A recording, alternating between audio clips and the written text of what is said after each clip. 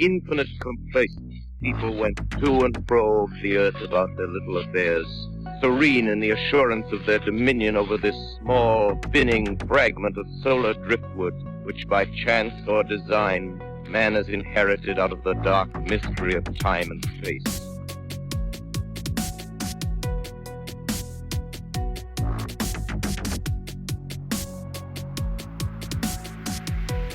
So on this episode of Into the Fray, I welcome Brandon right on with me. He is the creator, producer, and host of the Tinfoil Tales podcast. Brandon, welcome on the show. Shannon, thanks for having me.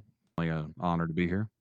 Well, I'm happy to have you. It sounds like we've got some very interesting things to cover on this edition, that is for sure. So before we dive into that, though, I know that when you reached out, that you said, well, I mean, I did have an experience in 2007. That's kind of why I started the show, which I completely get that.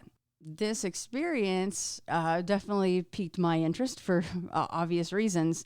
But besides that, were you already kind of into strange and unusual things prior to that experience? Yes and no. Basically, for me, I've always been a skeptic. Like, as a kid, I grew up loving monster movies and the X-Files and aliens and all sorts of stuff like that, but I never really took a whole lot of stock into it being real. Like, I just thought movies, like TV shows, whatever. I never really thought there's anything real about it.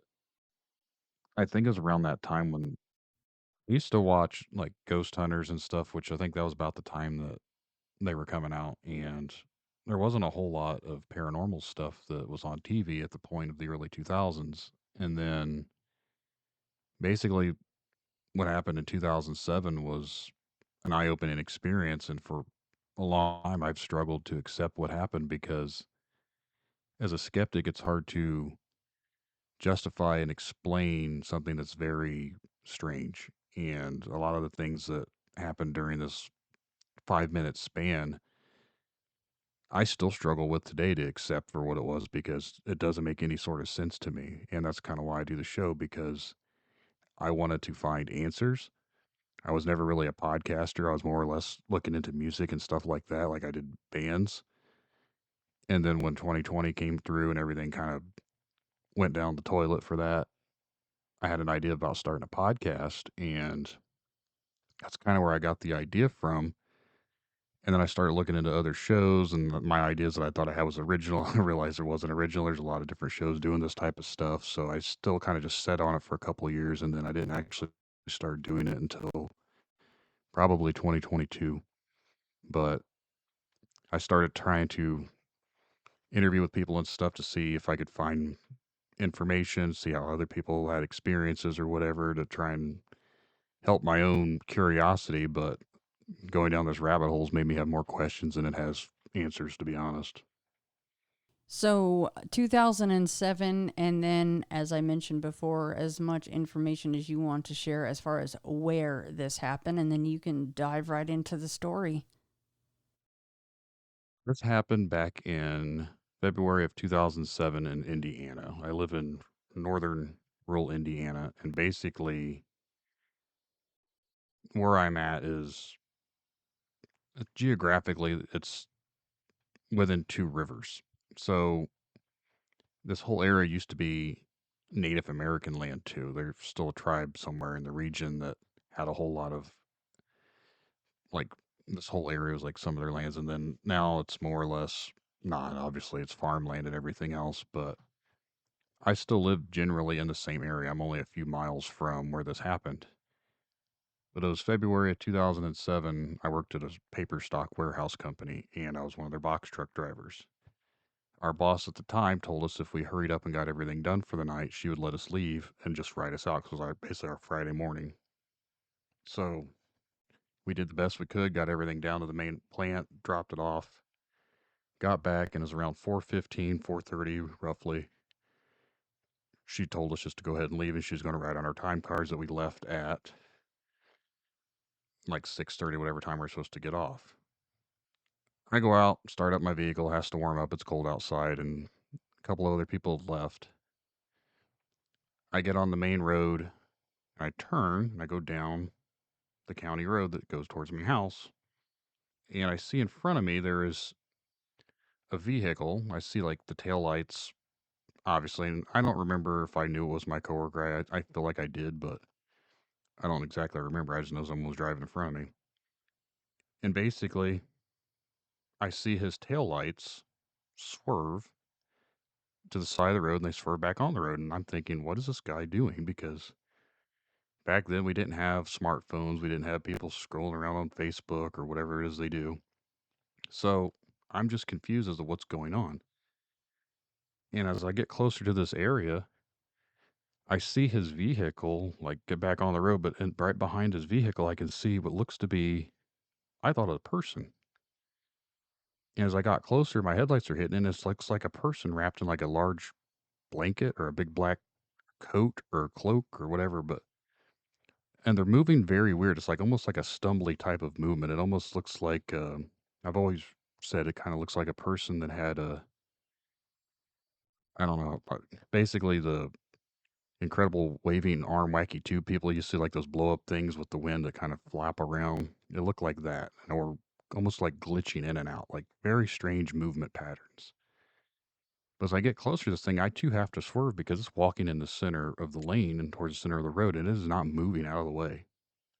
So I basically come to almost a complete stop. And this thing happens to walk by, and it doesn't have any discernible features. I don't see arms. I don't even see a head. I just see a large black torso and two legs walking past. And it goes past my driver's side window, and I'm pretty sure it bumps into the mirror.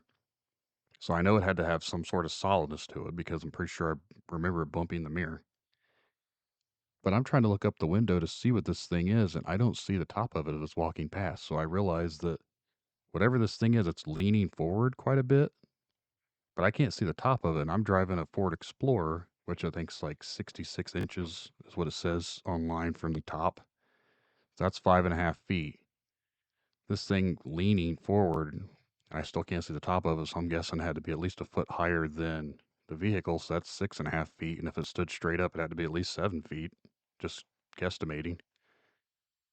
But it gets behind the vehicle and the red taillights are illuminating it, and I still don't see fur. I don't see clothing. I don't see anything. It's just solid black. And I can see like the road as it takes a step. You can see like the part of the road, and you can see its leg, and you see its other leg, and it just keeps stumbling down the road. So at this point, I just tromp on the gas, and I notice a car in front of me, which was my coworker I could see at the time. It just pulled into this gravel parking lot about maybe a quarter of the mile down the road, if that. So I pull in next to him, and he rolls down his window, and I roll down my window, and he's like, "Did you see that?" I was like, "Yeah, what was it?" He's like, "It didn't have a head." I was like, "I didn't see a head either, man." I was like, "That's crazy. I thought it was a person." I was like, "We need to go back and see what it was." And he's like, "Are you crazy?" Well, no, at the time I was thinking it was like a drunk person or something walking down the road. Like, why would there be someone strolling down the middle of the road at night? And it doesn't make any sense. So I convinced him to follow me back. So I pull out in front. He follows me behind. As we start to drive to the road, I can see there's now something black laying across the road. So I'm first thinking, well, there's this thing again. But as I get closer, I realize it's looks like a large black dog, which it wasn't there a few minutes ago, or not even a few minutes, like a minute or so ago, because we just drove through there, and I'd have had to have ran it over because where it's laying has been right where my tires would have ran it over. So I get up to about 30 feet from it, and I stop, and I open up my door, and I start to walk up to it because it looks like a big dead dog. It's bushy, has a big bushy tail, and the way it's laying is its back's facing us, so its face is facing the direction of whatever this other thing was walking. But I don't see this thing in the road anymore, so I'm still trying to contemplate if this thing is actually what is walking around, because why would it still doesn't add up. Why would a dog be walking? As I start to get out and walk up to it, my coworker creeps up behind me and he's like, "What are you doing?" I was like, "Well, there's a dead dog up here." So I'm walking towards this dog, and I get about 15 feet from it, and its head lifts up and it turns back. And at this point, I'm like, "Uh oh," because clearly he's not dead. I'm thinking like it's a dead dog, but its eyes are glowing. And I've always said that's because my headlights, his headlights were shining. So obviously animals' eyes reflect. You see reflectivity in their eyes. But it lets out this growl, and the growl is so low and bassy, rumbly type of a growl. It's not a normal dog growl that I've ever heard. I've always had dogs my whole life. I still have dogs now, and this is not the type of growl that I've ever heard a dog make. It was just very low. You could almost feel it type of growl. And I just stopped instantly, like, uh-oh. As I'm watching this thing, it starts to try and move. And then I hear my coworker yell from his car to get back in my car and calls me a effing idiot for standing out here as this thing's trying to stand up.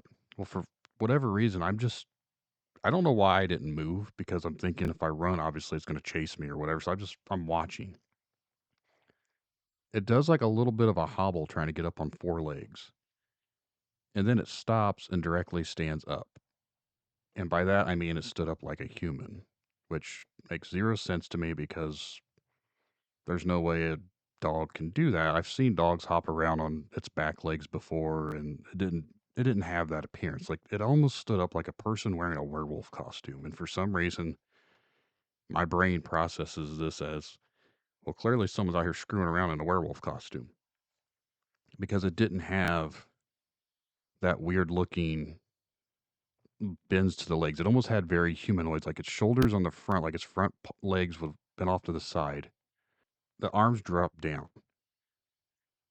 So to me, that's like the way a human's arm would drop down.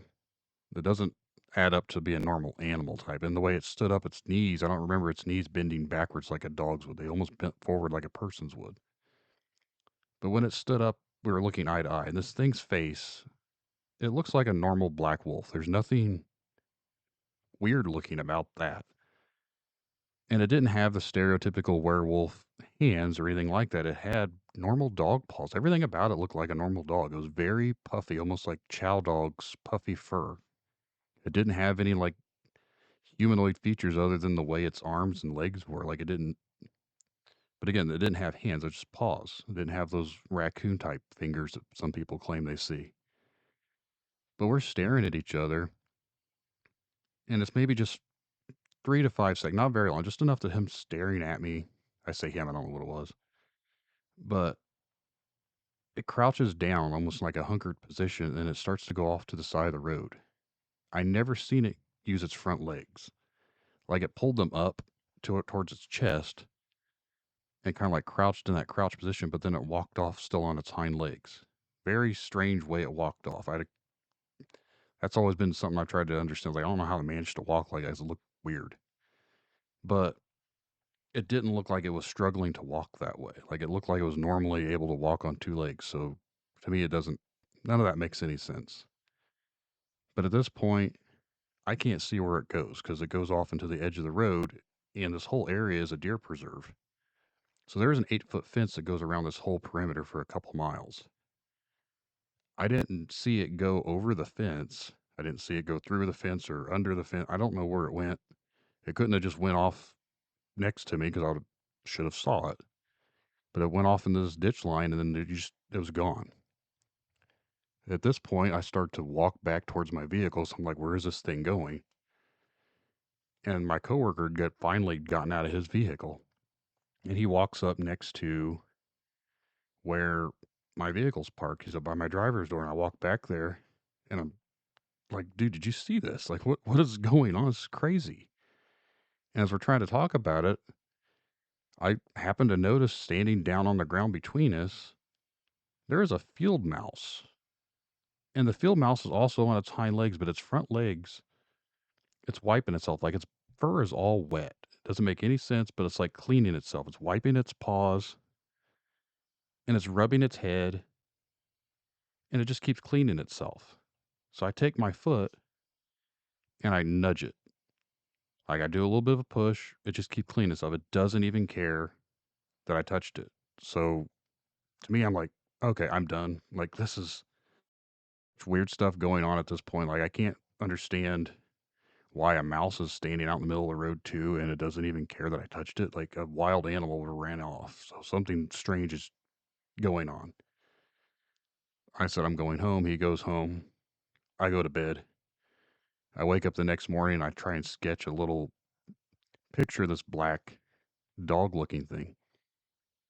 And I get on a forum and I post the photo and someone said, you saw a Michigan Dogman. I'm like, what is a Michigan Dogman? I've never heard of that before.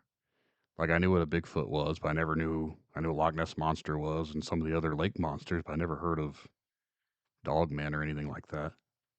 So I started to go down that little bit of a rabbit hole and I found photos that people had sketched and things that they'd said they'd seen. And I got all this information basically, and I go back to work and I try and talk to my coworker about it. I'm like, look, this is what I found. This is what we saw. Other people started laughing, like, oh, did you run over a werewolf? And like laughing, having a great time that we'd seen something weird. So my coworker gets mad at me, pulls me aside and says he doesn't want to talk about it. He doesn't want people laughing at him. I just need to knock it off. It was only just a dog. Leave it alone. It was just a normal dog. Nothing weird. I mean, a dog that walks on two legs is not normal, but whatever. And the mouse thing. So it's like, I just didn't talk about it because the one person that can verify did not want anything to do with it. So for 15 years, I never talked about it. So I've always wrote it off as just a dog playing with a mouse. That's why the mouse was wet. The dog was trying to eat it, and a car must have ran the dog over and broke its front legs. So somehow this dog mysteriously learned to walk on its hind legs. And that's why it looked funny when we first saw it. And that's why it stood up, and it walked funny when I'd seen it walk away. I can't explain where it disappeared to. Then if I go back to the first thing walking in the road, it was so much bigger than whatever the dog was. So I don't know.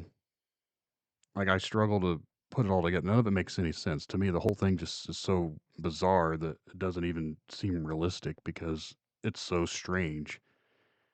But yet I saw it all. So if someone had told me this happened to them before I started doing my show or anything about it, I'd looked at the person like, are you crazy? Because that's just, it's whatever. And people are like, oh, you guys were on drugs. Well, people on drugs don't have the same kind of hallucinations or tripping or whatever. Like, and I don't do that type of stuff. I won't verify for him because I wasn't there all the whole time around him, but we wouldn't have the same sort of thing. And if we were sleeping, we wouldn't have the same sort of dream. You know what I mean? Like, it's just weird.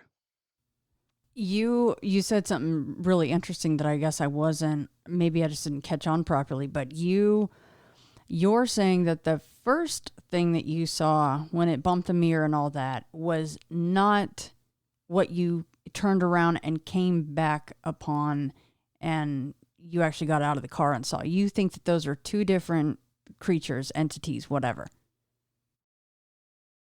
At the time, yes, because the size difference. The size of the first thing walking was so much bigger than what this dog was.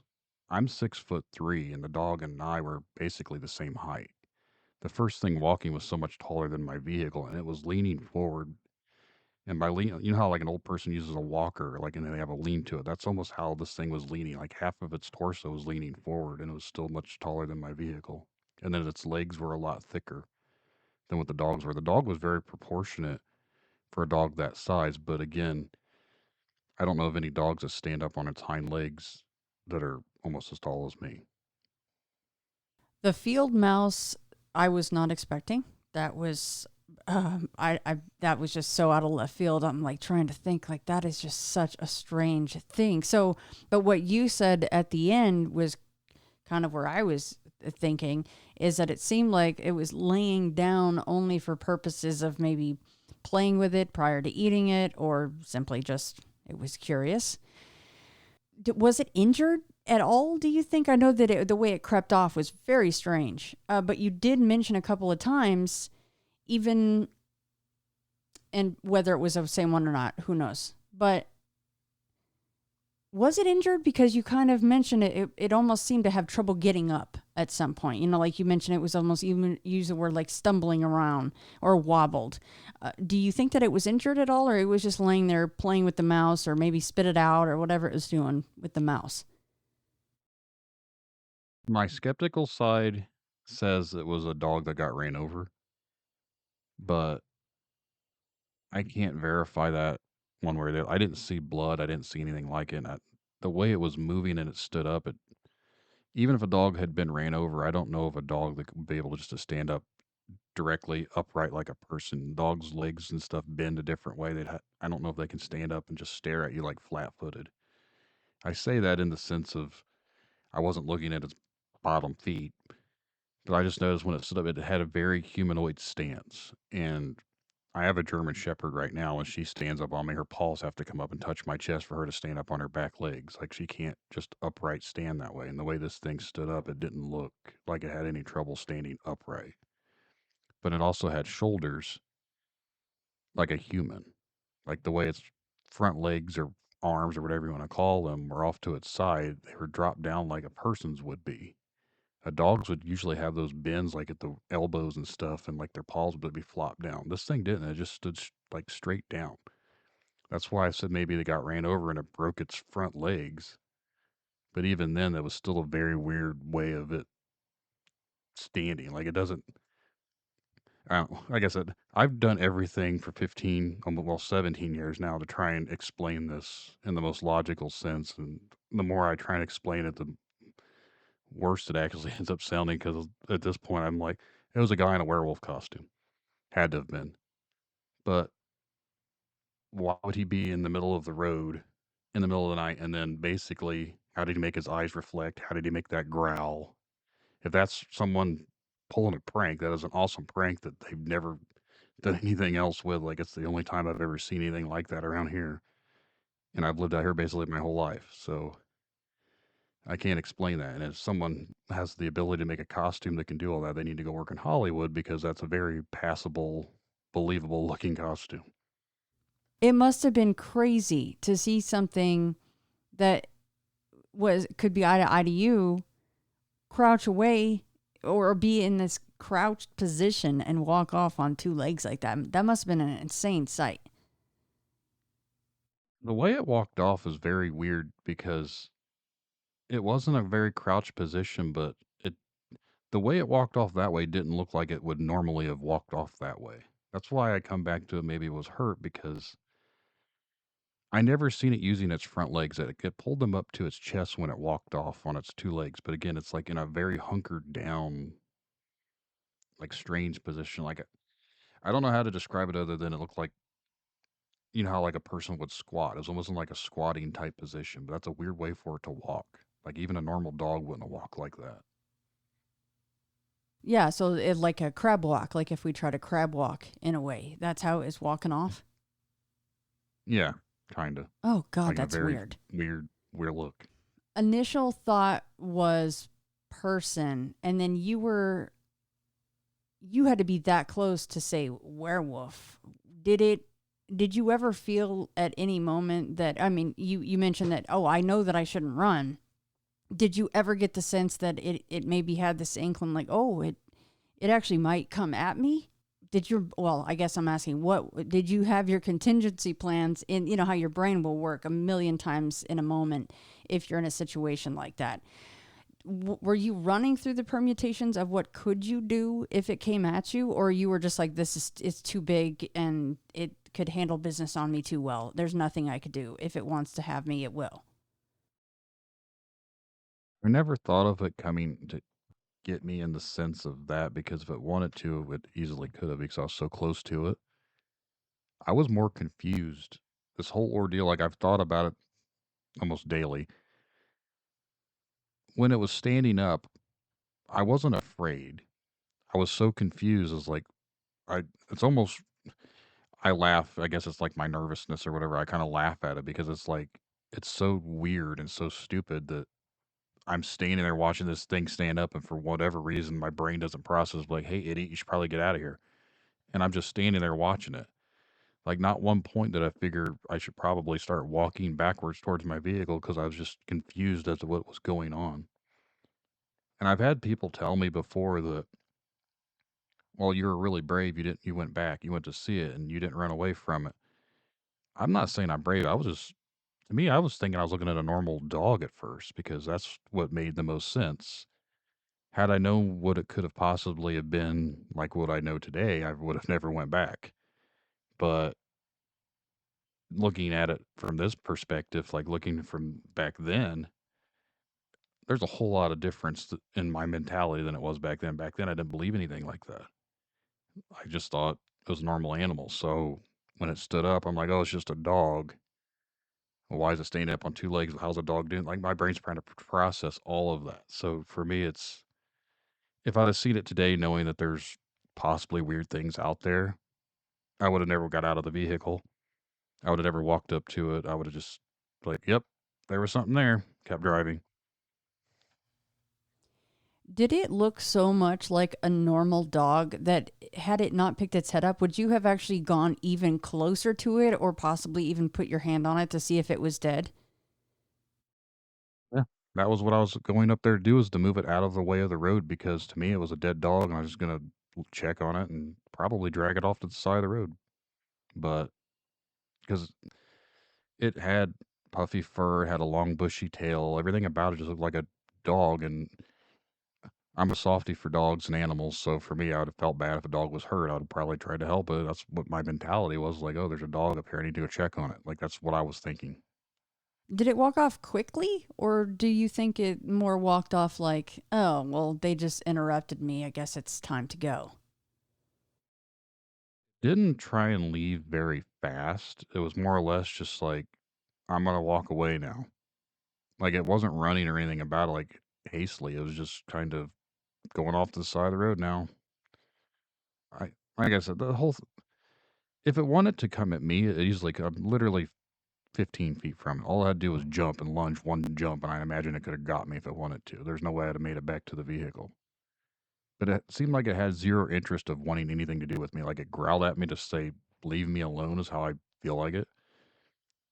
And then it stood up, showed me it could stand up, and then kneeled down and left. Like I feel like the only reason it stood directly up was just to try and like maybe scare me from messing with it. Now, your friend, you guys had kept pulling up next to each other. And I'm assuming because you mentioned there was so much, there was four different headlights pointed at it. You could see the eye shine. So that means that your friend had seen the whole thing, right? He was pulled up next to you, not behind you. Behind my vehicle, but he was kinda off to the side of it a little bit, so I don't know everything that he saw, but I know when I turned around to go back to my vehicle, he was standing next to my vehicle, so I'm assuming he saw it walk off because we were both talking about what the hell was that thing.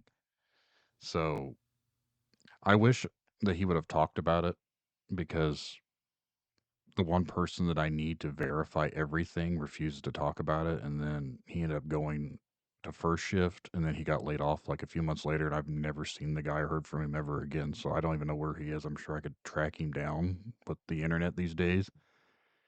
But like I said, we weren't like friends outside of work or anything. It was just someone I worked with. But the fact that he saw everything too, if I didn't have a witness, if I was just by myself, I would have never probably went back in the first place. But the fact that I had someone go back and verify everything makes it, to me, my own verification that I didn't imagine everything, because if I imagined it, why would he agreed that he saw something without a head? Because that's the first thing he said, it didn't have a head. So I know he saw something. So maybe going off that occasionally, not a lot of times, but occasionally we do hear of Dogman hanging out with another Dogman, that you saw a bigger male. Maybe that was a female. I don't know. And maybe she was injured. Have you found over the years any other reports from that specific area? Since that is a deer preserve, then I would imagine they would find that very fortuitous for their hunting grounds. I have not heard anything specifically for that location, but there has been reports I've recently discovered throughout this whole area, because like I mentioned previously about it being a Native American area, apparently, and this is secondhand knowledge. I don't know this for 100% fact. I'm only relaying what someone else has told me. But they claim that the Native American had legends of, I don't, they didn't call them werewolves, but they called them large black wolf creature type thing, like canines that used to stalk around the areas.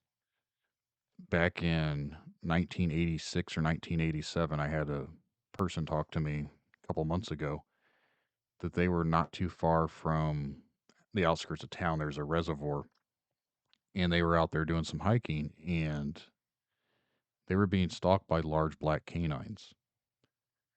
I don't remember if they said they saw them on two legs or just they seen them in the distance or whatever. They ended up going back to their vehicles because they said there's always been stories out in those areas of large black wolf-looking dogs in those areas. And then in 1990, someone reached out to me to listen to a different episode of another podcast because someone from my same town had reported back in 1990 that they were camping along one of the rivers and a quote unquote werewolf ran into their camp and started tearing stuff up, and they all ran out of the campsite and left everything there because this thing was in there destroying stuff. And this part of Indiana that I live in, we don't have bear. Like, I say that I'm sure there could be the possibility of a bear, but what I saw that night obviously was not a bear. Bears don't have big bushy tails or pointy ears. Like I can tell the difference between a bear and a dog or a wolf or whatever it looked like. To me, it looked like a large black wolf. The thing that ran into the campsite again, I'm pretty sure that the person said that the thing ran on two legs, was ripping through stuff. To me, that doesn't sound like a black bear. I wasn't there. I was obviously like 6 years old at the time, but I have a friend that lives in that general area. It's actually right down from where his house was. And I listened to that episode of this other show and I messaged my friend. I was like, hey, have you ever heard anything down by your house? He said when he was a little kid, his grandma always said he couldn't go down that area because there's some weird stuff that happened down there. Well, if you add up the time frame, that would have been kind of around the same time that the supposed instance happened where this werewolf or whatever you want to call it come running into their campsite. So there's been different accounts, I guess, over the years of people seeing large black upright walking canines around here. You admit that you weren't scared, so does that mean that you would want to see one again? Maybe not quite so close, but would you want to experience something like that again? I joke around, and I know this will make some people mad, but I say if I ever see it walk out in front of me again, I'm not swerving this time. I'm just going to hit it, and then I'm going to get out and see what it is. That's my own way of verifying that it's actually something. But if I get out and it's not dead, and I guess I end up getting eaten by it or whatever happens, then I'll know for a couple seconds. Yeah, that seems like a good way to piss off an already usually pissed off dogman species, right? So, going off of that, I call it a species, but do you think that dogman is flesh and blood, or do you think they have some supernatural elements to them? To be 100% honest, and I know this is going to sound weird, but I'm not even 100% sure dogmen are real. I've never, I don't go out and say what I saw was a dogman because I just say it was an upright walking canine. There's so much weird lore when it comes to dogmen, and what I saw doesn't match to majority of what people describe dogmen as. So, but if you listen to the people that had these instances and these encounters or whatever, I can't see them being a flesh and blood sort of creature. And just to kind of relate this into like the whole Sasquatch realm too. Back years ago, I thought Sasquatch was just a primate running through the woods, and now you have the woo factor, and now people throw the word interdimensional around. Someone had said the thing that we encounter was actually an interdimensional shape shifting being. The first thing that we saw was it trying to take shape. That's why it didn't have the head, it didn't have arms, and it looked very glitchy because it was just bleeding into our reality. And then we came back, it morphed into this dog. And then when we got up to the dog was still moving funny and looking funny because it's still bleeding into our reality. And then the reason it disappeared, we couldn't see it anymore, is because it somehow manifested itself into this mouse. I don't know if I buy into all of that, but if you're going to start going down that rabbit hole, I mean, it is a possibility that I guess I can't say no to.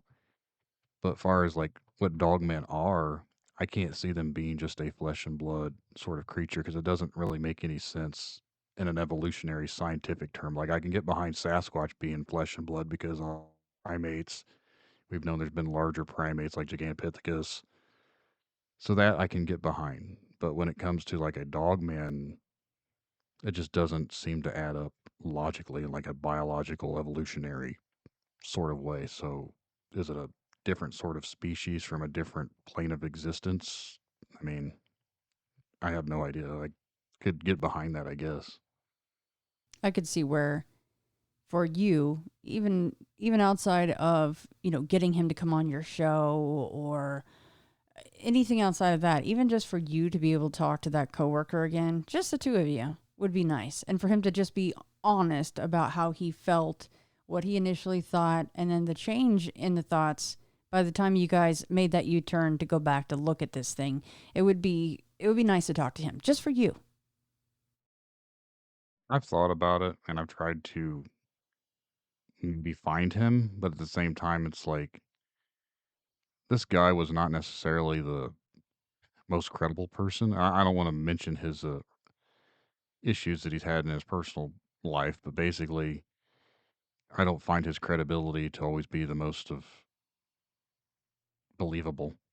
So even if I was to get him on there or whatever, like to me, I know what I saw, and to know what he agrees that he saw it too. Yes, it'd be great, but he basically already done that. He just said he didn't want to talk about it.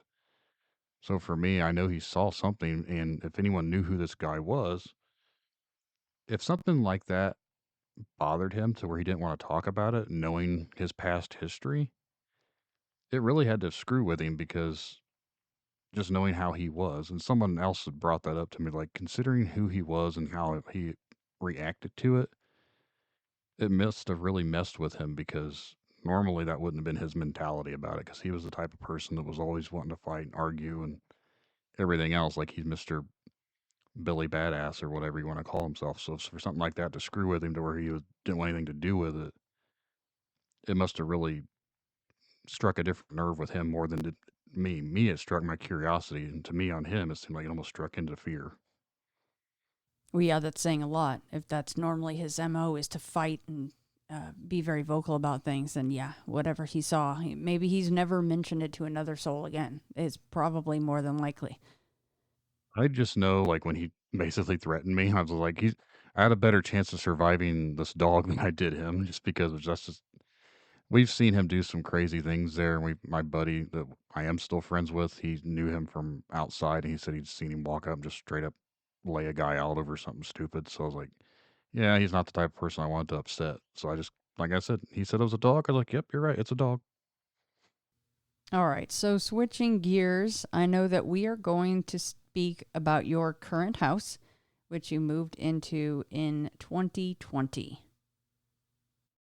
Yeah, this one is I struggle talking about this one just because it relates to my personal life and my family, and especially my children. So when it comes to stuff like that, I try not to exploit it or whatever the term would be. Like, I don't really want everyone out there knowing my whole personal existence. But we bought the house in 2020. And when we moved in, I've never had paranormal experiences to the extent of really being a full on believer in like ghosts or spirits or anything like that. I've had some weird stuff happen here and there, but nothing that's ever been where I'm like legitimately worried. But we moved into this house, and the first week I was in here, I was painting the kitchen. We hadn't actually officially moved in all the way. So I was painting our kitchen, and then I hear a noise come from the living room, and it's like a floorboard creaking. And my dog was growling at the time. So I go in there, and there's nothing there, but he continues to growl at nothing, which wasn't out of the ordinary for him because he could see a leaf blow outside. He would be barking his head off. So I didn't put a whole lot of stock into that because it was just the house settling. He heard the noise, he growled, whatever. And then it was probably a week or two later. We were officially moved all the way in. And my daughter at the time, she wasn't even two yet. She'd only been about 20 months old. Her bedroom was right next to where my wife and I's bedroom are. And basically, we have a baby monitor in there. It's a camera and the radio. You can hear what's going on and everything. We just put her in bed. My wife and I went and laid down in our bed, and the house has the old pull down blinds that roll up. So you pull them down, you tug on it, and they stay down, and then pull it again, they roll up. We're laying in bed. It's maybe 10 minutes. Our blind next to our window just shoots up, scares the crap out of us, but we laugh it off because I'm not saying that's paranormal or we just didn't tug on the blind. We got a chuckle out of it, pulled it back down. But then within like a minute or two, we hear a voice through the baby monitor and it says mine. Very man sounding voice, but very evil sounding to me. Like I take it to sounded robotic, but it sounded evil. Saying mine. Well, she's not yours, whatever you are. So I ran into the bedroom and I grabbed my daughter and I brought her into our bed because I'm not screwing around with stuff like that. I grew up in a religious house. Like my parents went to church and everything else. Like I don't necessarily follow all of that, but I still have that upbringing. So to me, I'm just like, no, I'm not screwing around with any of that. Maybe a day or two later, I don't know the exact days, but my wife was changing our daughter's clothes and she has 3 large scratch marks down her back. I compared that to my hands and then the other people, like our other kids' hands and my wife's. The only hands that actually match the width pattern are mine. And I know for 100% fact I did not scratch my daughter's back. Some people say, oh, kids scratch themselves. These were too wide apart and thick and all the way down her back. There's no way she could have done it herself. And the thickness of them didn't match anyone again besides my size of my hand. So I go into overprotective dad mode and I go through every inch of this house. I'm cussing out whatever's in here. I'm calling it all sorts of names, threatening it, telling it it's not welcome. It needs to leave. This is our place. You're not welcome here. Any negative energies need to leave the premises, whatever I had to do. And I thought I was doing the best I could at the time because what am I supposed to do? I don't really believe in this type of stuff all the way, but I can't explain what happened. I heard a voice that said mine, and then she has 3 scratches down her back. And for me, the number 3 is very significant because that's almost demonic to an extent because it's mocking the Holy Trinity. So I don't screw around with stuff like that. So I thought what I did helped because we really didn't have any sort of issues anymore. And then maybe a few months to a year go by. My daughter starts having an imaginary friend named Chloe. Imaginary friends already creep me out in general just because I think it's weird. My wife said it's normal for kids to do that. But Chloe is also the best friend of Bluey, the cartoon dog or whatever. And my wife said that she really likes Bluey, so she's just saying her friend is Chloe. And I was like, okay, it makes sense. What didn't make sense was the more and more she talked about Chloe, some of the things that she was starting to say seemed strange. Chloe knocked me off my bed, but told me not to tell you guys. Okay. Chloe sleeps under the floor. That's a weird place for her to sleep. And just random little things to where it piqued my curiosity. I got to the point that I asked her, what is Chloe? Like, what does she look like? And she said, oh, she's purple. I was like, oh, Bluey's blue, Chloe purple. Okay, that's whatever. And I could have left it alone, but me being myself, I kept pushing. I said, oh, why is she purple? She says, because she's dead. I'm like, what? She's like, she's a ghost. My 3-year-old daughter should not even know what dead correlates the color of purple to dead and ghost. Like, there's no way she should know any of that. So here I go again to freak out and tell her she's not allowed to talk to Chloe. Chloe's not allowed here. So if there's a Chloe here, it needs to go away because there's no place here for Chloe. Chloe needs to leave the premises, leave my daughter alone. You're not supposed to be here. Any of that because I don't screw around with this stuff. Like the thought of it just bothers me because it's my children. This was right around the time that I started my podcast. So this was probably the summer of 2022. Basically, I started interviewing people. I started doing my show. And my daughter started having weird sleeping patterns. Now, when we first moved in, we didn't realize this when we bought the place. My wife was pregnant with my son. My son will be 3 next month. But when we moved in, we just found out she was pregnant. So my daughter started having sleeping issues in the fall of 2022. Started having night terrors. She was in preschool and she loved preschool. And the teacher said that they noticed a change in her behavior. Like she would be really upset and she'd cry. And they asked my wife if there'd been anything going on. She told them no, not aware. The back of my mind, I'm thinking, why is she having these night terrors? What is bothering her? I'm the I'm the house's local crazy person, superstitious person, whatever. I don't think a lot of people in my family believe in a lot of the things that I look into or talk about or believe in myself. My family probably all thinks I'm crazy, but I look into the weird side of things and I try and see if there's something else to it. So to me, I'm like, if she's having night terrors, something's making her have night terrors. It's not just a normal thing. I had nightmares as a kid. I still have nightmares too every once in a while. But she was having them almost nightly. So to me, it was very strange. While I was looking for guests for my show, someone had messaged me or left a comment, I think it was. And they said, I worry for you and your family. Well, of course, I don't know who this person is. I was like, well, that's a very specific thing to say. So I replied back, I was like, what do you mean? And they basically put it Nietzsche or however it's pronounced, but he said, when you start to look into these type of things, sometimes things start looking back. So I worry for you and your family for the stuff that I'm bringing into the house. And I didn't really take a whole lot of stock into that because it was like, you're just a random person basically telling me I'm causing issues in the house. I wasn't even doing a podcast or anything like this type of stuff when all the weird stuff in the house started. It'd been almost 2 years after the fact before I even started doing my show. So I kept doing the show and I kept doing things, and her sleeping patterns didn't really change. Still come in my room every once in a while. And then back in last spring, I took a break. I had so much episodes recorded that I said I was going to take a couple weeks off. I was doing another show at the time with my friend that was music related, had nothing to do with weird stuff. And because I was taking my time with work and everything else, I said I'm just going to put the Tinfoil Tales podcast on hold for a little bit. Her sleeping patterns got better and she was fine throughout. I'd started back recording again and there was just never any issues. So I never really took a whole lot of stock into it that, well, that's it's not related to anything I'm doing.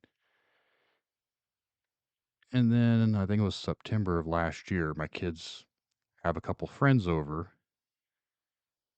and they started to come upstairs and ask for candles and a lighter.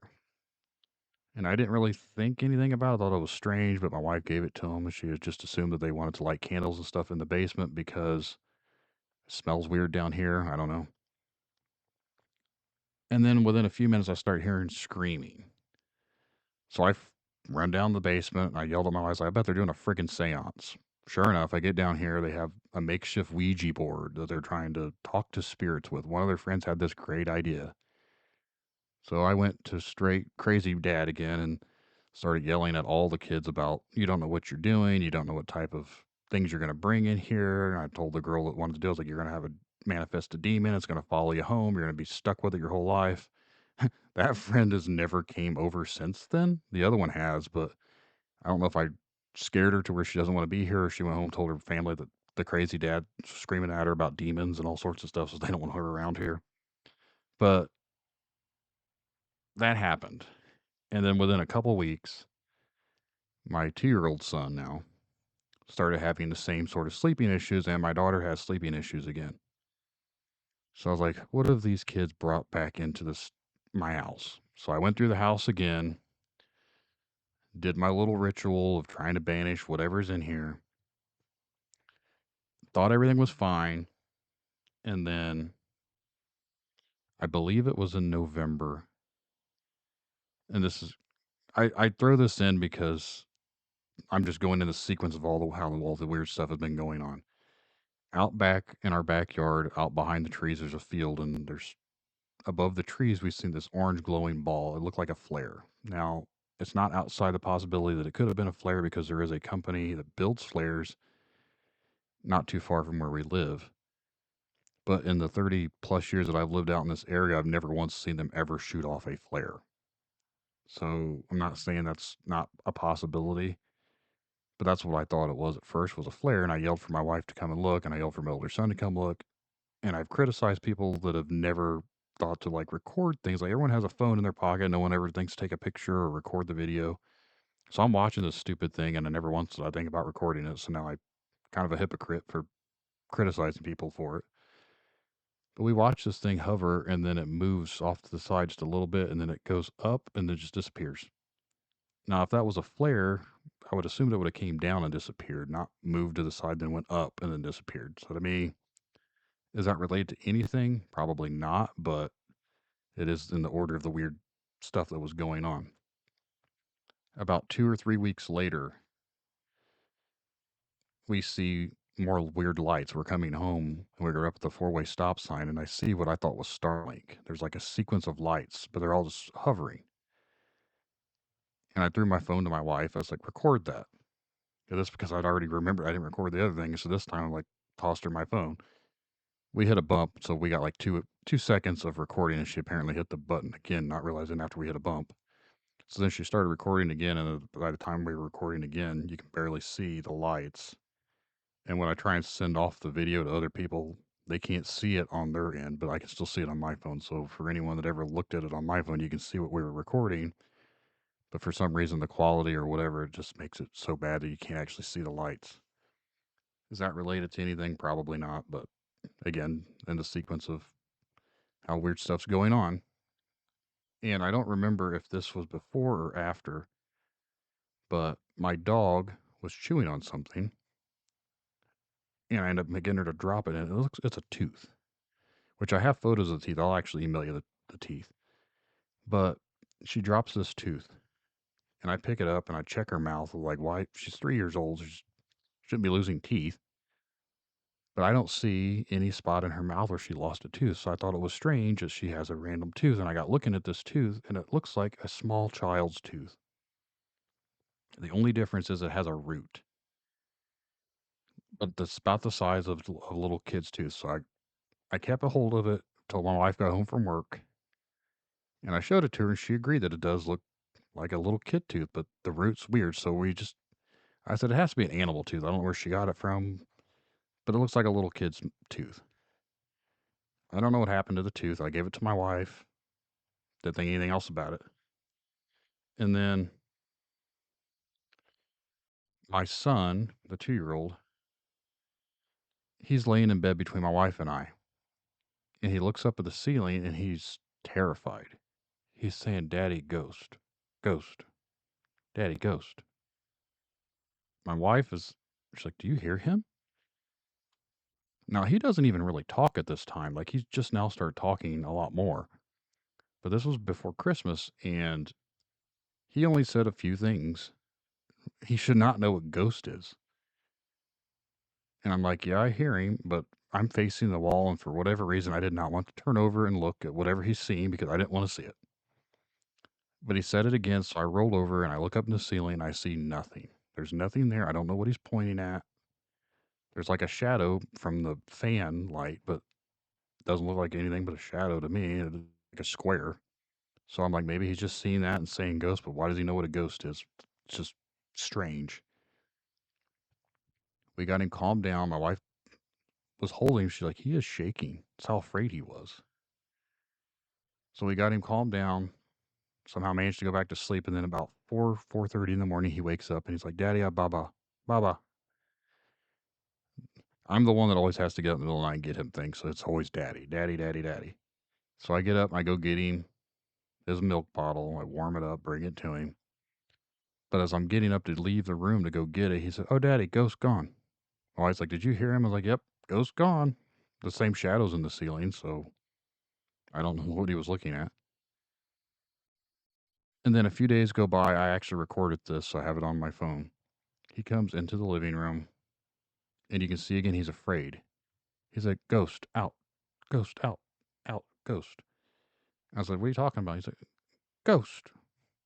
So there's like a minute-long video of him, and you can tell by his hand movements there he's nervous. So he came from his room back by our bed, and apparently he saw something that scared him.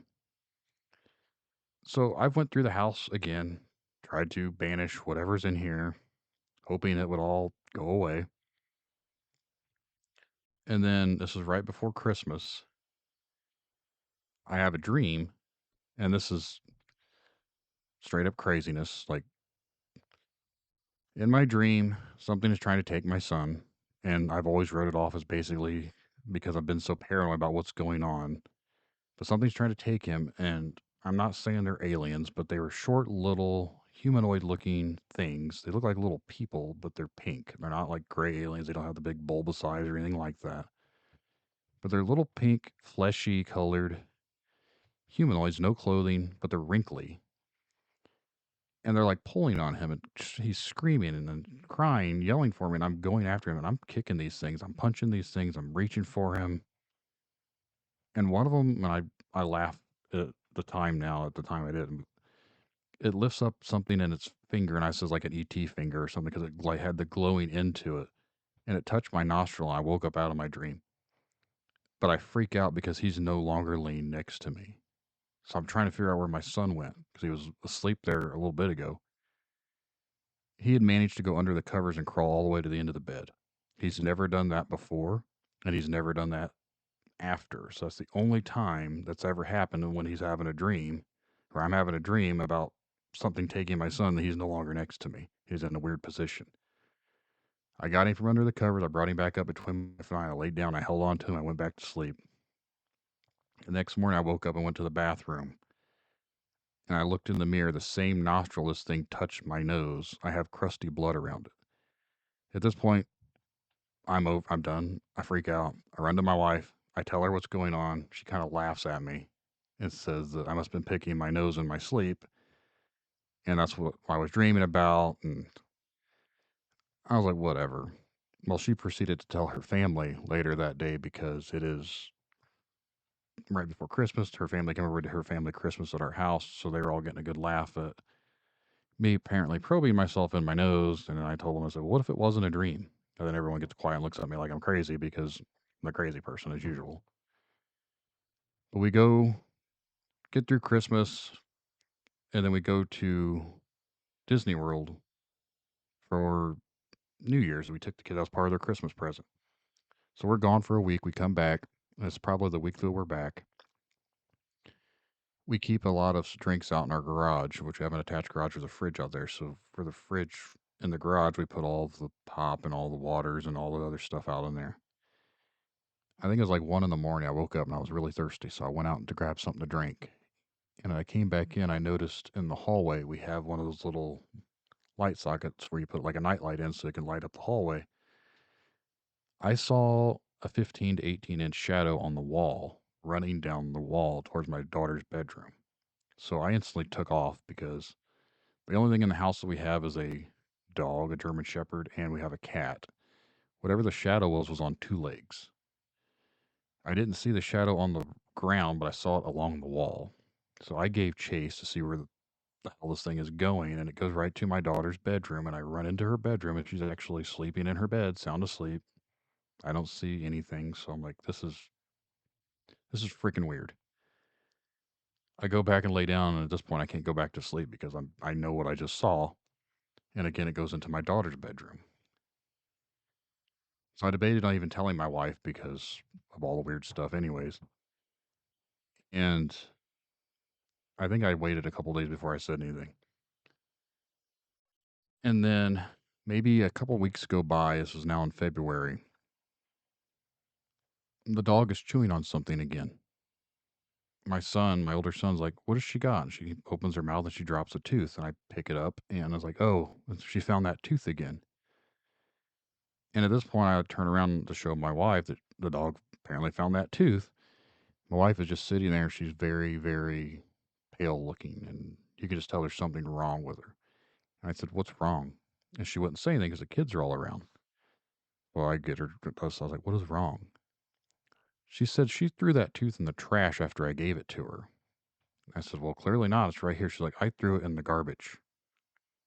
I said, well, it's very weird. The tooth that's looks identical. I was like, it has to be the same tooth.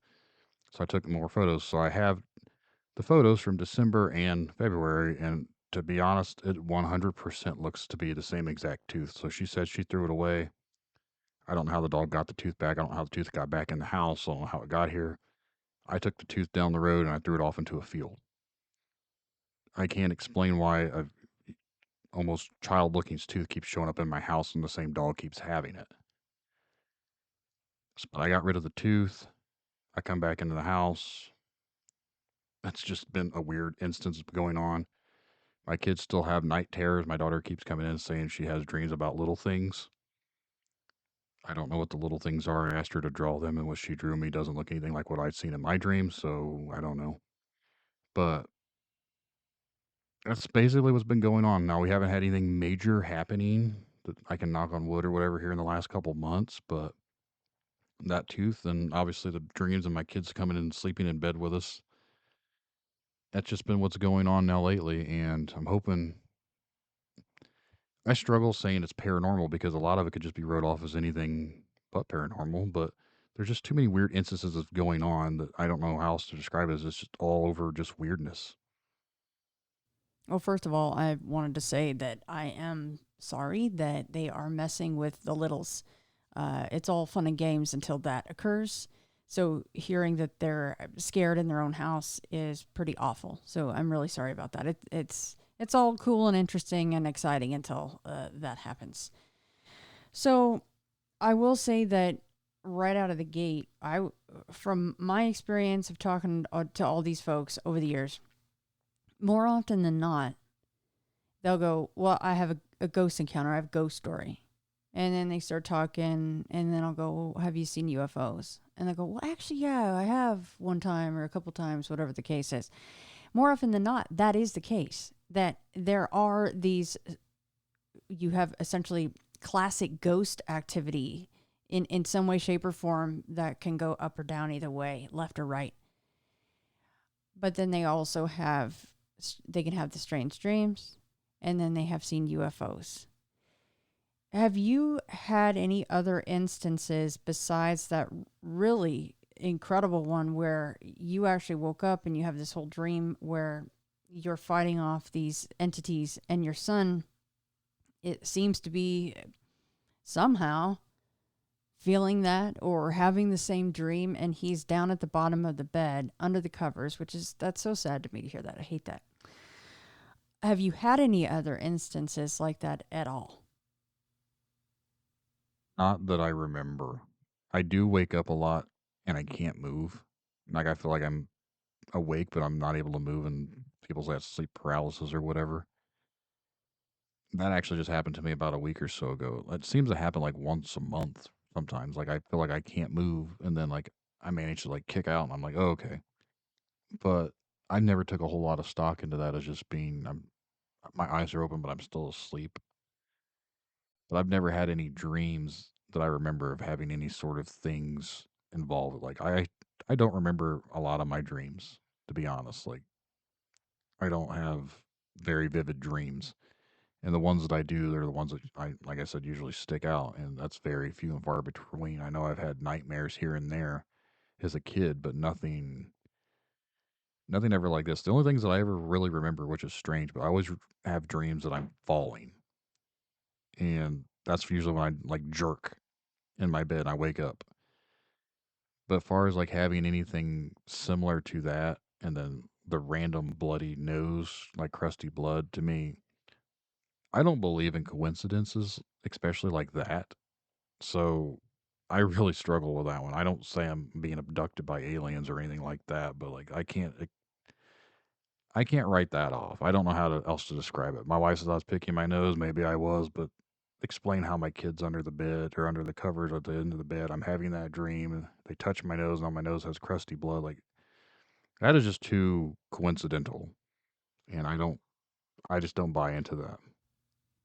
Yeah, that would freak me the F out to have a really scary dream. You're going to battle for your son, and then you wake up and it actually is correlated into the waking world. That would yeah, my eyebrows went up on that one. And what in the actual hell is with that tooth, Brandon? I mean, and why, as you rightfully pointed out, why is it always found and then refound or remanifested with the dog playing with it? Why wouldn't you just find it on a table, or you find it walking into a bathroom or something? What's the tie-in with the dog?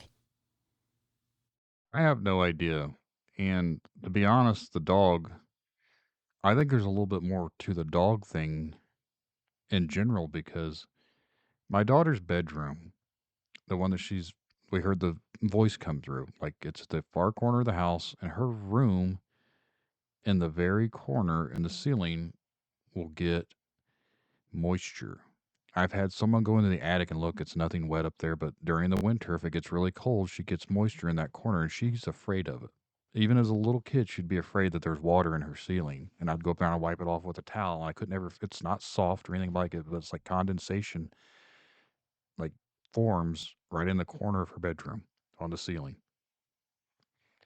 Under her floor, there is the pipe that runs from the well. The well's out in front of the house, but there's also a well tank in there and it's under in the crawl space area. Like our house is weird. There's half basement and then a crawl space where the bedrooms are. So where the bedrooms are has a tank for the well system. So there's water under there. I know water is a conduit supposedly for energy.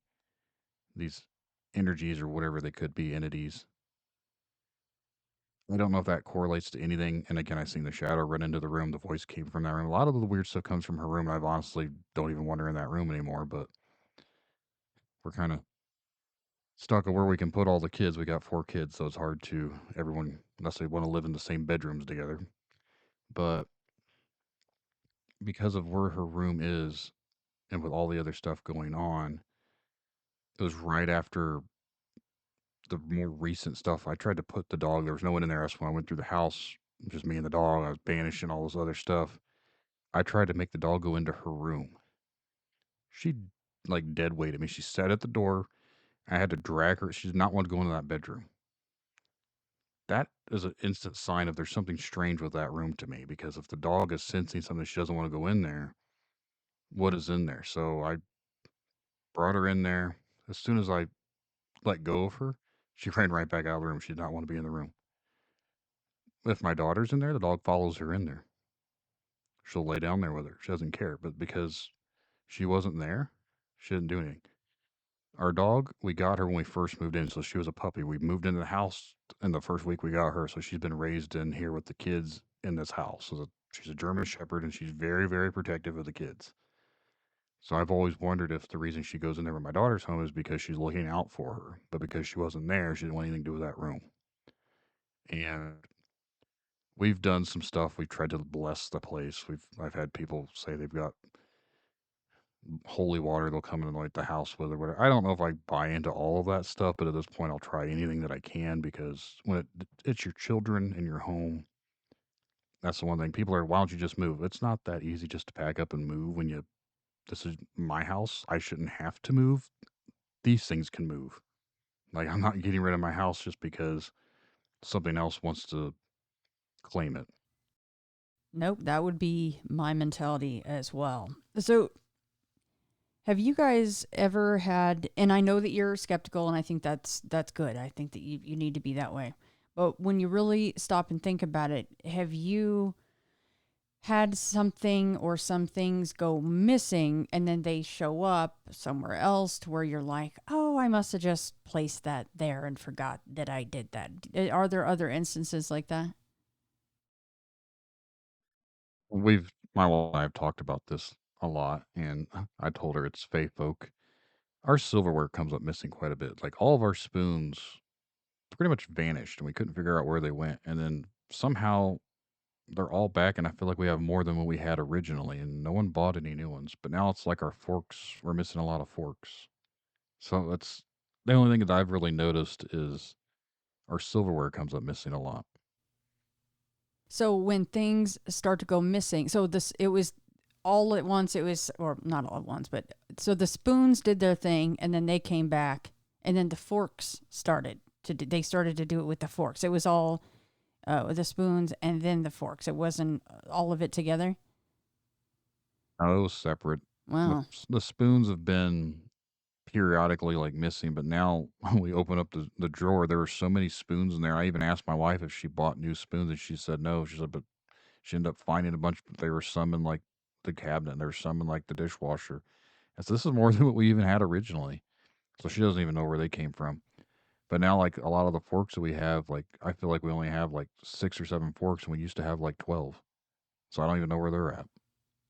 God, that is weird. And that tooth thing, that really, it grosses me out and it stresses me out. And I can't imagine having that realization that I could see your wife's face too. She's like, no, this is not happening. No, no, no.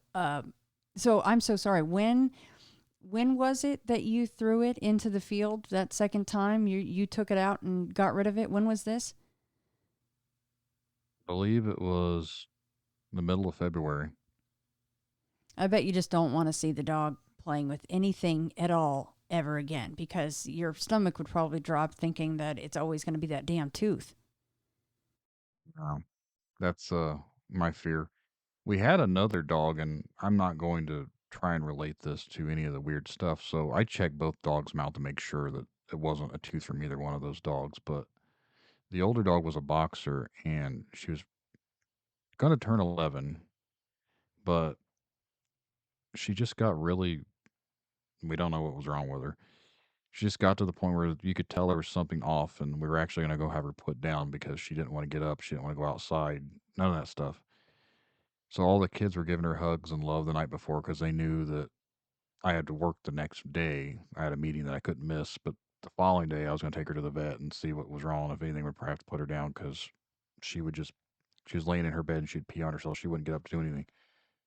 I woke up the next morning before I even had to go to that meeting and she had died in her sleep. That's an awful thing to see.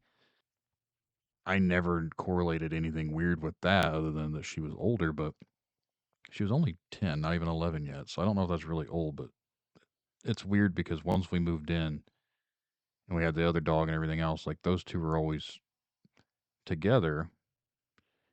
And I knew when I woke up there was something off because the German Shepherd, the younger one, she was just sitting by the gate, like very anxious. I opened the door, she ran outside. And then I tried to get the other dog, and that's when I realized she wasn't getting up. So I went over there to look at her, and that's when I found that she'd been dead for a while.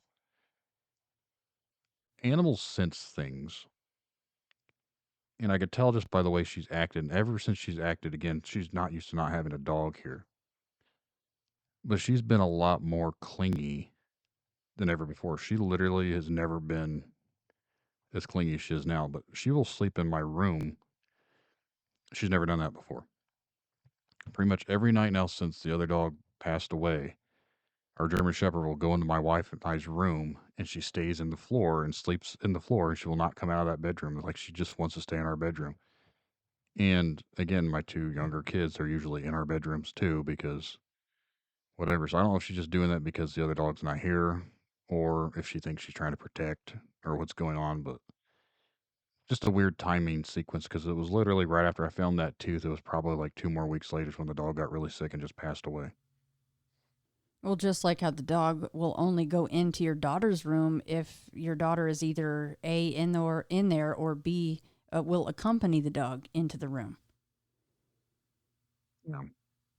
Like I said, when it comes to the kids, I actually took a photo last week because they're out in the backyard and she's with them. No matter where the two smaller kids go to, that dog is literally right by their side. So she never lets them out of her sight. So that's why I've started to think maybe it's because that they're always going to or sleep in our bedrooms. Why she wants to be back there. Now, does the cat react to things? Not that I'm aware of. We didn't actually have the cat up until just. It was after we got back from Florida. My daughter wanted a cat. We used to have a cat. We got rid of the cat, and then like we still see the cat. It went to one of our friends, but my daughter missed having a cat, and I'm not a very big cat person in general, but we decided to let her go get a cat. So we went to the Humane Society, and she picked out one of the most annoying cats possible. he wants to. He's a great cat. Like he's lovable. He wants to come get on your head and sit on you, and he tears up my clothing because he thinks he has to sharpen his claws into everything. But he never seems to have any notice anything weird or whatever. Like he actually, for the most part, just sleeps right by the window. He doesn't do anything besides sleep all day. So, do all four kids have sleeping issues or say that they see things? Or is it just the two of them that have these experiences? Two older kids, no. I actually built them rooms down here in the basement. They've never said anything. The only time they've ever complained about something weird is they were hearing noises down here, and we have a chimney that goes up to the thing, but down here we have a wood burning stove that was originally in the house.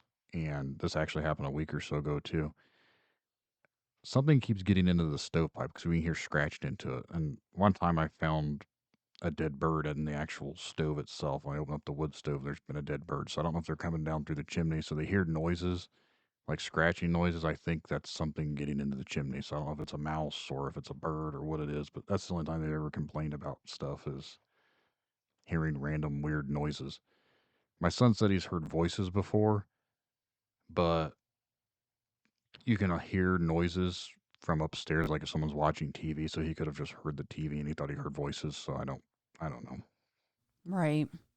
So your wife, you guys had the blinds up and down experience very shortly after moving in. She's heard what the kids have been saying. She's seen the tooth for herself after she got rid of it the first time. Has she told you she has seen shadows or she has strange dreams or anything like that? Honestly, we don't talk about a lot of things like that because her and I had an agreement to not talk about stuff because we didn't want to give anything some sort of power over us. So if she wants to remain on the outside of it, of not want to talk about it, that's fine. But she said that she used to live in a haunted house when she was a kid. So I think she understands that there are some weird things going on. But it's never been anything aside the three scratch marks on our daughter when we first moved in that has been anything I think malicious or anything like it. Like I don't know the correlation with the tooth. That just seems weird. Now the sleeping issues again, it's hard to say this is all tied together, but it does for me almost seem like it's all somehow connected because I think a lot of the strange phenomena that happen is all connected one way or the other. So I think I'm more open minded to it than a lot of people.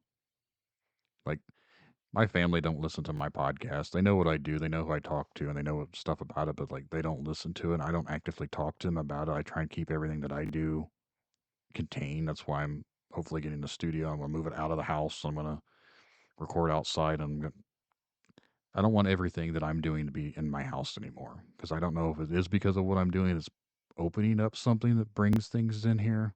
So if I figure if I could get it out of the house, maybe that'll help me out. I don't know. I mean, that was going to be my closing question was, and I know that, it may or may not exist and you don't know unless someone shares it with you. But my closing question was going to be, do either of your parents have experiences? But she has her own experiences from when she was little. I mean, to go off of the whole familial thing, it does make me wonder because when things kicked up for your daughter, she was 2. So I'm wondering if you asked your wife, well, when did things start for you in that house? I would be curious to know. She wouldn't more than likely remember if she was 2, but maybe her parents later on, if this was an ongoing thing, would say, oh, yeah, when you were 2 or 3 years old, blah, blah, blah, weird stuff was going on. It would just be interesting to hear all of what she had gone through when she was little in a haunted house. And that may be a separate thing that may not have followed her, but it is a possibility. I know that she's talked to me about not even just from when she was a child, but like with the two older kids are my stepkids, so they're actually her kids previously before her and I got together. But her old house that they had before, her and her ex husband, when they just had the oldest, my stepdaughter, they swear that there was some weird stuff going on in that house with my stepdaughter. They claim that they came into a room and she was like leaning up against the wall and she was probably just a toddler, so she wouldn't even have been 2 yet. They claim she was levitating. I was like, there's no way. But they said she was in her crib and she was up against the wall and she was like just kind of floating there. And that house, apparently someone had lived in that house, was not a very great person, and he apparently did ended it for himself in a very bloody way. So I was like, there's already a lot of negative stuff going on in that place. So I was like, I can't imagine a whole lot of weird stuff happening in there. But she got rid of that house. And then when her and I were together, we lived in a house at first that was from the 1800s. And of all houses, I'd have thought that house would have had some weird activity, but we never had something strange ever happen there. And it wasn't until we moved into this place, and this place was built in 1978 or 1979, so it's not even that old of a house. And there's never been anyone that's ever passed away here. I've done the research into it. Like, it's only had like two owners besides us, and the people we bought it from are both still alive. So I don't know where the negativity or the weird energy or wherever it's manifesting from. I don't know where it's coming from. So it's not like I wouldn't say it's haunted in the sense of something like that, but it's just very strange that this house is the one that's given me the most. I've lived in several different places. This is the only one that I've ever had that's given me sort of weird vibes. Has your wife ever gone through the house and verbally, out loud said, "You are not welcome here, F off," basically? Not to my knowledge. Again, I don't know if she really buys into any of all that stuff. We don't really talk a whole lot about it. Like, I don't know if she's more superstitious of even talking about it or she doesn't believe in it in the sense of that Right. or what, but the last discussion we had, especially after the whole tooth, was her and I agreed that let's not talk about it because we don't want to manifest anything by giving it even more power or having fear about it. So we're just gonna go with the vibe of just kind of ignoring it. So I think that's what she's been doing for a lot of the things, just trying to ignore it in the sense of I don't want to think about it. It's not happening. I think that's her way of coping with it. Before I forget this, Brandon, you said that you would send along some of the pictures you took of the tooth. Is that just for me, or could I put that in the show notes for people to see? Totally up to you. Share it around. I don't care. Like I said, it's just a picture of me holding a tooth, like between my fingers, and two more pictures of the same tooth that I think was from February. So one was from December and the other one's from February, and I just kind of put them together. Is it, I'll actually, sorry, go ahead. I'll email it to you right now. Oh, that'd be awesome. Because I was going to say, does it have anything on it? Is it, is it dirt on it? Anything like that? Because There that is is, weird. so there is some residue on the bottom of the tooth that looks like Mm. dirt and like root residue, but other than Mm. that, I don't think there's anything else on it. I mean, because when you start thinking of like dark rituals, and you rightfully yelled at the kids for screwing around with candles and a homemade Ouija board, and when you already were having activity, but when you boil it down, things like teeth and hair, and your mind goes to more ritualistic stuff. Mhm. That's how I felt about it too. Is like there's a lot of weird things that I don't mess with, and when they're down here trying to communicate with spirits, like knowing everything that's went on in this house, you really wanted that doorway again. Yeah, you're like, really, guys? Really? So go, Brandon, for being that dad. And hey, if she didn't want to come back, then that's fine. You did the right thing. Yeah, yeah. I don't care that they don't come back. that's that's not my problem. So I'm getting ready to send that over to you, so you should have it in your email here in a second. Okay. Oh, yeah, look at that. That definitely looks like a baby tooth that you would lose when you were youngin'. Oh, The my. root part to it is the only thing that confuses me because usually baby teeth, because we've had the kids that lose teeth around here, they don't have that root system to them, Oh, like that's the way the true. root That hangs. does go really far down. The size of it is very small, like a little kid tooth. Mm-hmm. But like my wife pointed out, that a kid tooth wouldn't have a root. And it's hard to tell from the December pic. I can kind of actually no, I can make that out because you can see the line. Because and you guys can go to the website intothefrayradio.com, go to this episode. That is where this picture will be. It's easy to find. And thank you, Brandon, for allowing everybody to see this. But the picture in December, you can actually see the line because it looks like there's damn near like a chip taken out of it. It just has a deformity in it, and you can see from the picture from December to February that it's there. It's the same tooth. God dang, that's creepy. I don't know, Brandon. Yeah. I really don't like that, and I would freak the heck out. I mean, the first time is weird. Second time, you're going, okay, hold the phone, stop the clock. This is another level right here. I've actually had a researcher want me to go out and find the tooth and mail it to them so they can do some sort of analysis on it. But I said to the field, they're like, "Well, take the dog. The dog will find it again." I was like, "Well, they've just tilled up the field and they've planted corn. So if if the dog finds the tooth, then I am meant to find that tooth." Yeah, if it comes back now, I, I maybe I don't know. I don't know what I would do at that point. That's to me. I don't know. The tooth just seems a little dark, but that's where my mind goes with that stuff. Especially once you start patching in. You saw a 15 to 18-foot shadow running towards your daughter's room. Screw that. You got UFOs, right? On a couple different occasions. You have the orb in the woods, which, by the way, and you mentioned water. This ties right in with people that I talked to, like Shanna or Debbie. They got the exact same thing going on. They got creepers outside. They got creepers inside. Water ties into the whole thing. And they're also trying to go, I'm trying to write these things off, but you just can't at some point. And then you've got the spoons and the forks. And so sometimes they're just screwing with you in a lighthearted way. But then in other times you have the kids absolutely terrified, which is awful. I tried to, and I don't know a whole lot about the side of it or whatever, but like I've been doing some research into like the whole Fey lore type things, and I know that is sometimes mentioned, like with fairy folk or whatever they could be, that they are playful. They will take things from you. So I've been joking around with my wife that when things come up missing, like the forks or whatever, I say it's the fairies are screwing around with us. And then the tooth, that's like we apparently have reverse tooth fairy bringing us teeth. Instead of taking teeth, she's bringing us teeth.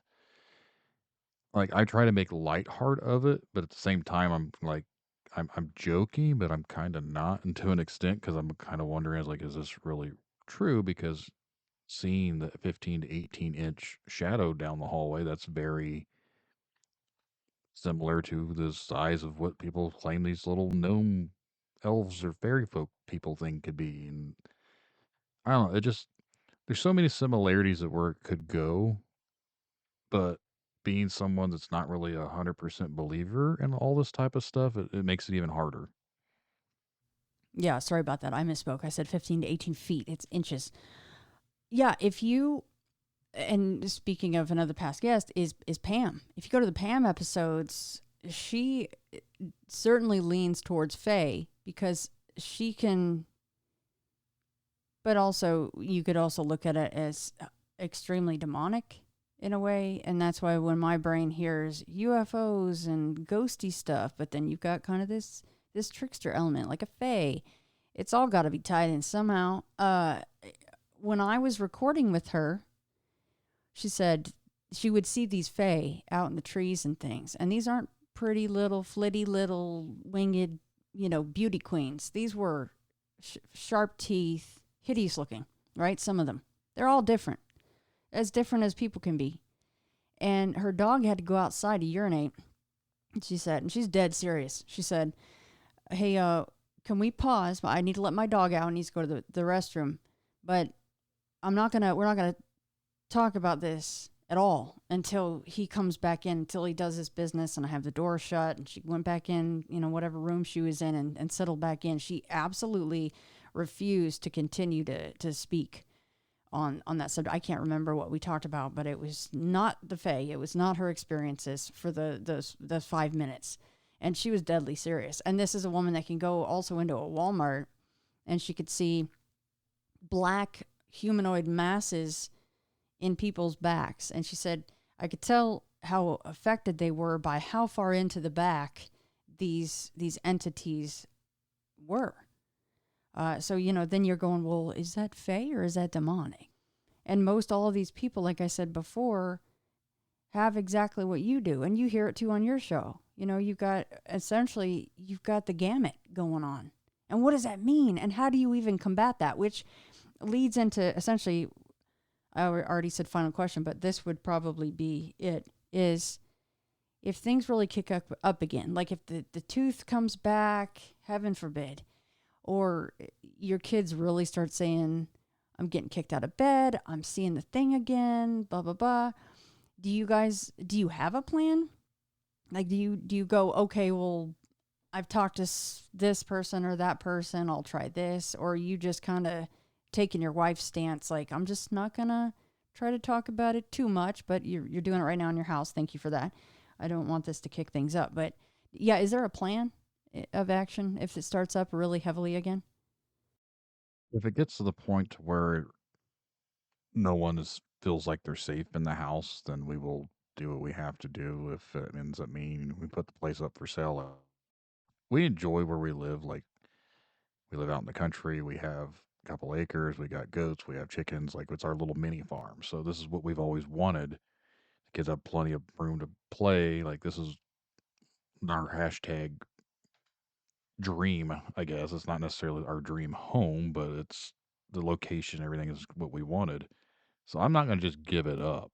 So I will do what I have to do to fight for it. So if I have to try and bring in someone to try and bless the house to the sense like from a church or whatever, but I've also been told by several people if we're not members of church and we don't actively participate, if we don't actively believe in that type of stuff, then it's not going to matter. And then we're just continuing to allow it. So, but I'm also of the sound of mind that if this weird stuff is happening, do we manifest it worse by feeding into it? Like, does it want us to be afraid of it? Does it want to try and control what we're doing? Like, so if we talk about it too much, or if we try and do things to it, are we really going to get rid of it? Or are we just going to aggravate it? Or are we just going to continue to feed it and it just continues to grow because we're giving it that attention that it wants? So it's kind of one of those predicaments to where I don't know which way to go with it because we haven't had a whole lot of weird stuff going on recently. So I hope it stays that way. But at the same time, it's like, I thought we went over a year without anything weird, but my daughter was talking to an imaginary friend that was also apparently a ghost. So I'm just waiting for my son to start having imaginary friends now. So you're doing the show from your house, right? And I know that not every show, I try not to do it because I'm sure that, especially people that listen a lot, they're rolling their eyes. They're like, oh, here she goes, bringing the same thing up again. But sometimes you just do that to make a guest feel comfortable and make them just to reiterate that, I've had my own experiences. I get it, Do you find that if you're doing that, if you're mentioning your own experiences to a guest, that then you end up having activity that day, that night, that week more than normal? I've never noticed it being correlating to anything that I do with the show, other than the fact that my kids, when I started doing the show, but all the stuff was happening prior to me ever doing the podcast. So the whole us moving in, the scratches, the imaginary friend, all that stuff was happening 2 years before me ever having the idea of I'm going to start interviewing people and talk about weird things. I don't correlate to what I'm doing with this. Now, the fact that I did take a break and it seemed to stop, like she was sleeping in her room, and then I started doing the show again, and then once they started screwing around with the Ouija board, it really kicked off. Now my 2-year-old is experiencing it.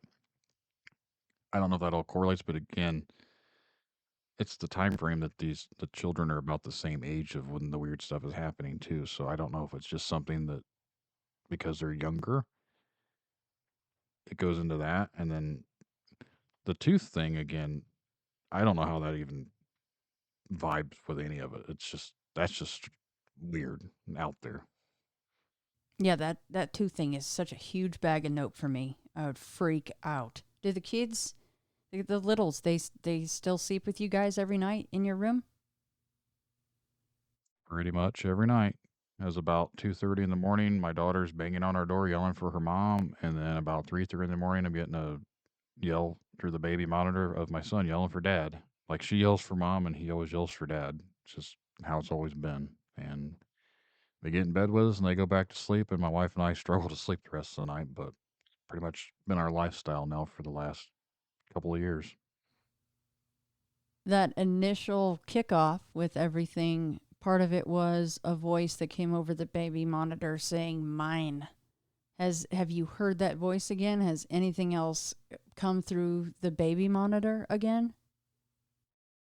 I have never heard anything else through the monitor other than like noises that they're making, like they roll around on their bed or if they say something or whatever. But I've never heard a voice through there. Someone says that those monitors can pick up trucker signals or CB radios or what anything like that. I Yeah, sure that could have been what it was, but that's very convenient time frame of our blind shoots up and then right above or right below where the blind is where her table is, where the monitor's at, and then we hear the voice, and then a day or two later she has scratches down her back. Like again, coincidences that I struggle to believe in. Well, not just that, but the coincidence of it being that word is extremely strange as well. I mean, considering scratches, it seems to focus on the children, which it's working because they're still sleeping with you guys. They want to come into your bedroom every single night. So for it to say mine, I don't know how you can quite write that off. You just can't. No, and that's why I did what I did. I literally went through the house and called it a lot of choice names and said if it was going to go after anybody, it really needed to come after me because anyone that goes after or anything that goes after a child is clearly a wuss. I used other terms, but Yeah. and it just if it wants to show off its power, then come after a grown ass man, not a little baby. And as far as you don't know much of the history of the house or anything like that.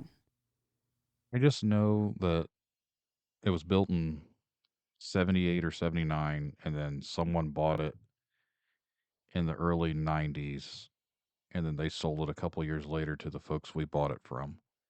So it was built, and then the person that built it, the next door neighbor, she bought the house from them, and then they split the parcel in half. So there's this house and the house next door that's older. She's always lived there for the last 30 something years, and the people we bought it from had it for almost 25 years. And then no one had ever passed away. And the people that lived here, one of the weird things that I did notice, and I didn't think about it until recently, is when we were looking at the house, the older lady that owned the house, she had told us that all the doors have built-in crosses on them. And they had a lot of religious stuff in the house too, like Christian stuff. But the doors do have wooden crosses the way it's framed up. The top part of the door frames look like wood crosses. So each door has that. And the lady said that they were built like that. They've had those doors put in on purpose for like that. Oh, that's nice, I guess. To me, I'm not a religious person, so it didn't really matter to me. But I've often wondered now, why was that something that got pointed out to us from her? Of all things to talk about, that was the one thing that she focused on was that all the doors have built-in crosses because they wanted that. Mm, that threw up a red flag for me big time. I've been in people's houses that are really religious. I've never seen built-in crosses in every single door, in all the doors. Yeah, all the doors basically have the same framing pattern, and the top part of the frame, like the crossboards, whatever, it makes a cross at the very top of the door. It makes me wonder, like, are there things buried on the that's where your mind goes. You're like, is it the house? Is it the land? Is there something buried there? Were they doing funky rituals in the basement? Like, what's going on? My biggest concern is my friend had told me I need to go out and look around where the dog goes to see if I can find any more where it's getting the teeth. And I was like, my biggest concern, I'm going to go outside and dig around and find a little baby skull or some little kid's skull. Then I'm Right. really going to freak out. But I went out and dug around where the dogs, because the way we have it set up is we open up the back door and there's a little fenced off side to where the dogs will just go out. We don't have to go out with them. Otherwise, it goes out and runs out to the goats and everything else. But I've never found anything out there to where she would have dug up anything because that's my biggest concern is where's these teeth coming from?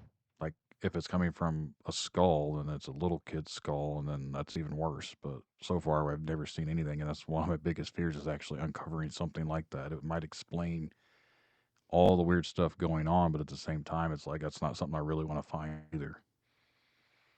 No, I could understand that. At the same time, though, and it sounds like you're just like me. I'd be like, you know what? Maybe the dog's going somewhere I haven't quite seen yet, or she just goes over there real quick, put a little tracker on her collar or something, and see if there's a spot, maybe even closer to the house. She just runs over real quick. I mean, I don't know, but when you're talking more on the D word side, the demonic side, you talk about manifestations and things just kind of apporting, out of the ether, for lack of a better term. So just like the spoons and the forks, seems like the tooth is doing the same thing. I never, like, when I first saw the tooth, I didn't even think anything about the tooth as in it being anything weirder than, well, the dog lost a tooth, but then when I checked him out, like, she didn't lose a tooth. The other dog didn't lose a tooth. I was like, that's strange. And why does it look like a little kid tooth? And then when I gave it to my wife, and then, like I said, I didn't know what she did with it. I didn't even think anything else about it. It wasn't until it showed up again. And when she said she threw it away is when I'm like, all right, well, this is very weird. Well, I certainly hope that things just are chill. No more of that. That's when they're messing with the littles, it's a whole nother level. And the whole thing with you and the dream and your son under the covers and your nose is actually bloody the next day it just seemed like a flex almost, like, oh, I mean, I can do this stuff if I want to. I can prove to you that it's not just coincidence. I feel like if I'd have to go back and look at the time frame, I feel like it was the next day after he came into the living room saying ghost out, whatever, and I recorded that. I feel like it was the very next night is when that happened. It's either the next night or maybe it was the previous week afterwards.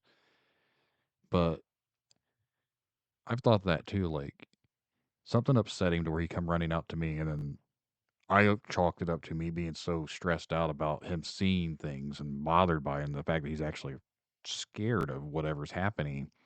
I manifested this dream, and because I'm subconsciously worried, this is what I dreamed. But then the blood part is what I get hung up on. Well, yeah, because that's so classic alien abduction scenario type stuff, and you guys have seen orbs and lights and UFOs. And I don't know. I mean, like you said, you can't put your finger and point to any one thing, but at least you're willing to talk about it all because it's all extremely important to note. So, well, Brennan, I hope that if the tooth shows up again, especially, I would like to know about that. That damn tooth is. I don't like that. That's real dark. But can you let everybody know where to find you and your show? If you would like to find Tinfoil Tales, it is available anywhere where you listen to podcast at. So it's on Apple, Spotify, Spreaker, any of those streaming apps. There's also a YouTube channel. And on the YouTube channel, I do monthly live streams on the last Thursday of every month. Usually, I'm testing something out for this month's episode. I was going to do a live call in show. So I'm already leery about how that's going to go. Giving people access to call in is kind of a throwback to the whole coast to coast thing, but at the same time, it's like you don't know who's going to be calling in and what they're going to say live on air. So that kind of makes it a little exciting and nerve wracking at the same time. But you can also go to tinfoiltales.com and all the stuff will be available on there too. But if anyone wants to reach out to me, you can also reach out to me through the website. Well, Brennan, thank you so much for coming on and sharing your experiences. I hope that things get better there, especially for the kiddos. That is what I'm hoping for too, is that we don't have any more issues. I think that's what everyone would hope for. But at the same time, it's like, I guess I'm a realist, so I kind of expect things to happen just because it's already been happening. So if something else happens again, if it's nothing super big and super traumatic, then we'll just continue on what we're doing. But if it starts to blow up to where everyone's terrified or the tooth comes back or just some really weird, really crazy stuff going on, then it might escalate it to me doing some dramatic, drastic things, but we'll just see how it goes. And like you said, hopefully nothing happens. Sorry, I lied. Last question. Have you noticed, because you've been in there for 4 years now, have you noticed a pattern as far as the months of the year that it's amped up a little bit more? Yeah, to be honest, it seems to happen in the fall through the winter and then spring through summer. It's fine.